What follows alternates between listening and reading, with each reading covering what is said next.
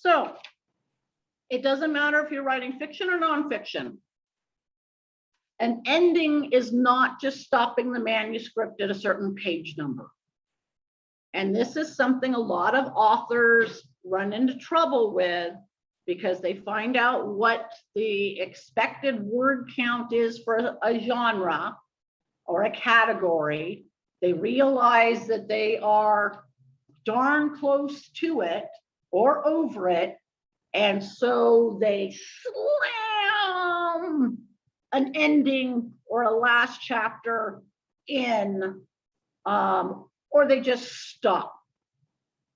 And it is much better to edit and thin out your early chapters, your middle chapters, or divide it into 2 separate books, find a new halfway point, and either in fiction, create a conflict and a resolution and break it up. So the major plot event comes to a head in a way that satisfies the reader in a novel or a memoir. So think about that. You've got major plot events that lead up that mountain and are driving the characters up to this point, and it all comes to a head. And not only does it come to a head, it is where the reader feels like they've gotten a payoff for all the time they've spent reading it. And so you need to get the reader there without it feeling contrived or predictable. So it's kind of that roadmap. You need to know where you're going and then backtrack to figure out how to get them there in a way that works.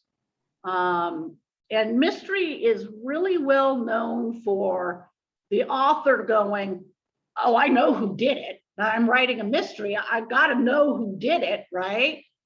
And so they write this mystery and then they go back and try to plant all the seeds and make it work. And sometimes it's really obvious that they were trying to work it. So the definition of climax, which I keep tapping on the board and referring to the board, but I don't actually.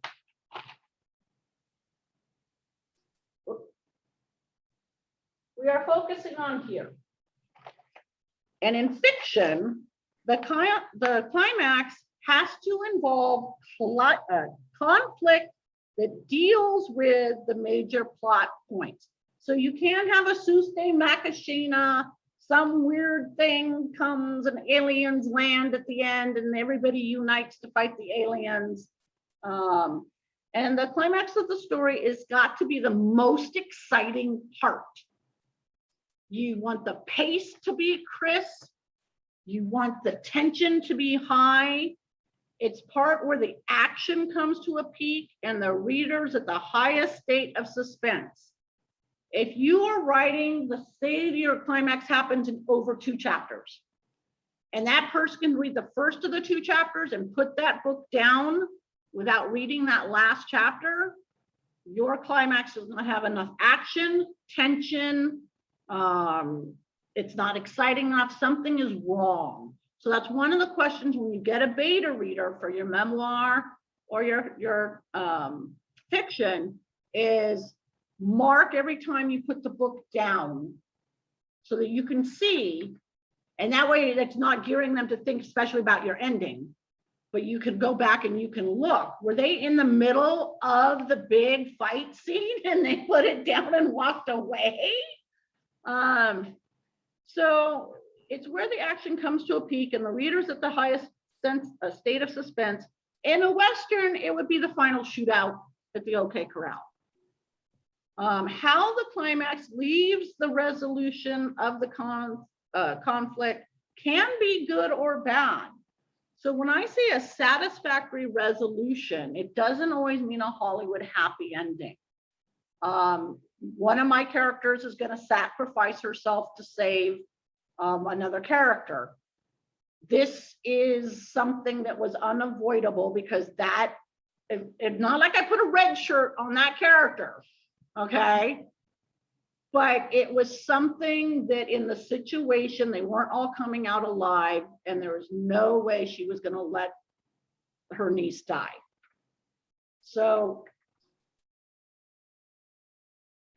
when you're thinking about satisfying big bang, big excitement, but also unexpected, also no gimmicky twist endings, no twins that suddenly appear, no cloning has become a thing and it's actually two people. But it's not a matter of whether it's a happy ending or a sad ending. It's that it leaves the reader feeling like their time was well